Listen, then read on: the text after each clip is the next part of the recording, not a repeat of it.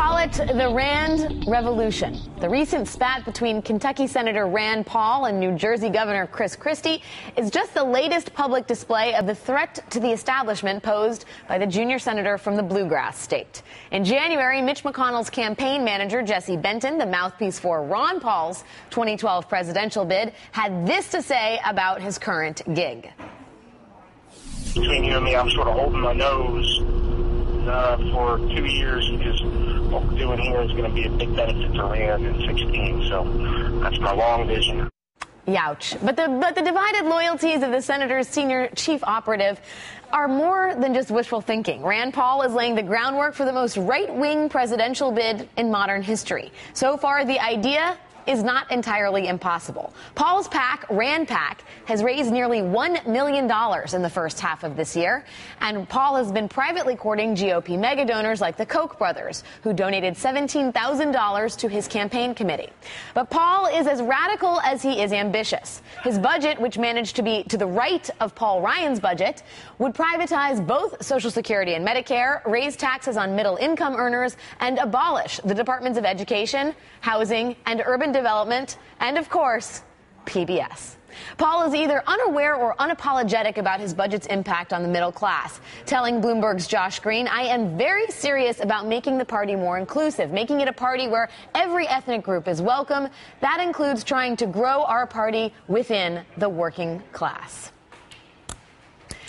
Josh Green, I ask you first, as the man who interviewed Rand Paul, how out of touch must the GOP be if they think, I mean, there is talk that this man not only may run as a presidential candidate, but may actually succeed in winning the nomination. This is someone who wants to get rid of the Enumerated Powers Act, which would abolish the regulation of workplace conditions, the minimum wage. He wants to abolish the Americans with Disabilities Act, and he has previously opposed the Civil Rights Act. Yeah, well, he's a libertarian, but what gives him a certain shine, I think, within the Republican Party is that he does have a certain kind of charisma. Now, that's not always evident. I don't think it was evident in the clip we showed where he went to visit Howard University. Yes. No, it wasn't, actually. I didn't see the charisma there. I'm trying to be charitable. But I digress, yeah.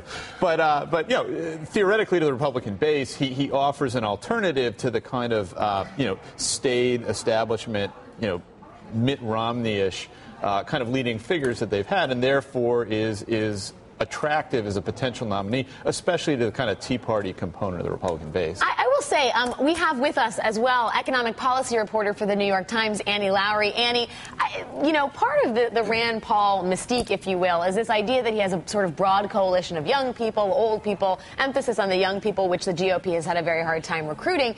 But when you get in deeper into sort of Rand Paul economics, it is a fairly disastrous, apocalyptic picture he's painted. And Josh sort of takes up some of that in his interview with Rand Paul, and he says, in a recent article in the New Republic, your budget would eviscerate the Departments of Energy, State, Commerce, EPA, FDA, Education, and many others. Would you say Americans support that? And Paul's answer was, the thing is, people want to say it's extreme, but what I would say is extreme is $1 trillion deficit every year. I mean, that's an extremely bad situation. Annie, you know this better than me. We don't have $1 trillion deficit this year. In fact, the CBO has estimated that we have a $640 billion deficit, which is considerably less than a skyrocketing $1 trillion deficit. Yeah, absolutely. Look, the deficit is somewhat taking care of itself because the economy is getting stronger. So tax receipts are going back up. Government's gotten a lot of money back from Fannie and Freddie. The trends are pretty good there. And the long-term budget problem is not going to be solved by getting rid of things like the Department of Commerce, the Department of Education. In the long term, if you're not talking about healthcare costs, you're not really tackling the problem.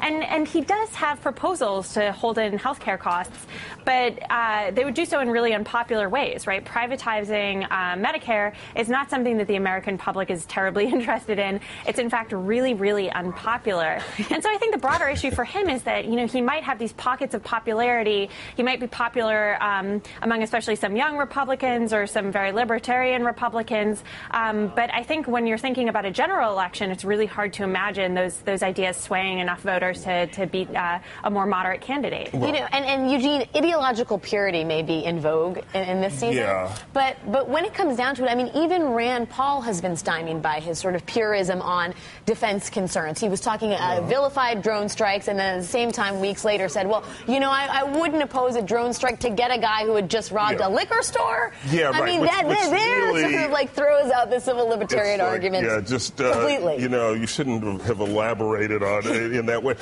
Look, you know, let's be realistic. Rand Paul, before we go too far down this presidential campaign route, he is going to have to decide whether to temper some of those views about Medicare, for example. Now, you can see how he would appeal to Republican primary voters in Iowa who are very, very conservative and who think they like him now. And when he goes out there and starts talking about privatizing Medicare, and blocks granting not going to go over well even with those voters. And so he's going to have to either he's going to temper his views or he's going to go down in flames. Josh, did you get, I mean, you met with the man in person. Did you get a sense that he is open? I mean, as Eugene says, I mean, Mitt Romney always seemed incredibly malleable and obviously too much so in many respects. But did you get the sense that in terms of character, Rand Paul is someone who could somehow embrace more of a collaborative policy posture? I think what Paul is trying to do, and it's kind of interesting, is to say the right things and try and appeal to the groups that Republicans have had a lot of trouble appealing to: young people, gay people, minorities. But he wants to do it without fundamentally changing any of his Republican libertarian positions. And I think the problem he's going to run into is that, you know, ultimately these people don't want nice things said to them. They want a candidate who represents policies that they support. And I don't really see that Paul has delivered a lot of that yet. So I think the big decision he's going to have to make is whether he wants to kind of tread down that path and moderate some of his policies, or whether he wants to remain kind of fixated in the kind of Ron Paul libertarian isolationist camp that's made him popular so far. And stay true to his school, as it were. Annie, you know, the thing is, though, if they're, I mean, even independent of the presidential race, just the existence of the Ted Cruzes and the Rand Pauls has been incredibly successful for libertarian ideas insofar as it has swung the economic conversation, especially on the right, very, very far right, which is to say now, you know, Paul Ryan's budget did certain things, and Rand Paul's budget did even more. It balances the budget in 5 years. And that then sort of almost becomes a litmus test, right? Like, how fast can you balance your budget regardless of how economically sound it is? Yeah, absolutely. So, I mean, it's just that when it comes down to it, reducing the amount of tax revenue, as some folks on the right would like to, as in Mitt Romney's proposal or in Rand Paul's proposal, requires really cutting deeply into the budget. And that is really, really unpopular. And I think that understanding this dynamic on the right is really important to understanding the stagnation that we've seen in Congress. It's really hard to bridge where a lot of Democrats are, where they would like to see increasing tax revenue and really protect a lot of the budget from these deep cuts. When, you know, on the right, you have folks who would really like to cut the budget a lot and would like to cut tax revenue in turn. And so I think that he's just, you know, he's the paramount example of this ideology on the right that is really not putting the deficit first, but is thinking about making a smaller government. That's the goal here, is to make government smaller. Right, and that's pretty unpopular. That actually. is the end game. Eugene, the great Chris Matthews has prognosticated, as he is wont to do, that Rand Paul will be the nominee in 2016. And he sort of locates that logic in the thesis that the base basically sits quiet for every couple election cycles until they can stand it no longer and, you know, turn to Goldwater in 1964 as they did after Nixon and Ike. Yeah. They turned to McGovern in 72 after Kennedy, Johnson, and Humphrey. And after McCain and Romney, the inevitable sort of steam vent is Rand Paul. I guess my question is, I just think Rand Paul fundamentally is to the right of the base, okay, and I think his views are too extreme for the base. I think, you know, a lot of the base of the Republican Party is older people who are worried about their health care and worried about their Social Security and aren't really going to like some of the stuff he talks about. Well, assuming that stuff actually makes its way into the actual debate. I mean, Mitt Romney had positions, Paul Ryan had positions that never actually got aired on the national stage. True. Well, it's because Paul Ryan changed his position. as Mitt Romney did as well. Yeah. Josh, one last bit. Rand Paul versus Ron Paul. the relationship between father and son. Do you have any insight? Oddly enough, Rand Paul doesn't like to talk about it. One of the questions I had in the interview issue was, for people who only know of you as Ron Paul's son, how would you describe the differences? And he really bristled a little bit and said, I have my own record in Washington, you have to judge me. And that's how we got into the bit about all the parts of the government that he'd like to slice and dice. But I do think that he recognizes that there's some potential political danger in being aligned too closely with his father, who is viewed as so far outside the mainstream Republican establishment that he was really more of a kook or a gadfly and not someone who could seriously compete for the nomination, which is what Rand Paul really wants to do. Interesting. Not a kook and not a gadfly, according to himself. Okay, all right. Thank you, Josh. The New York Times' Annie Lowrey, thank you as always for joining us. Thank you.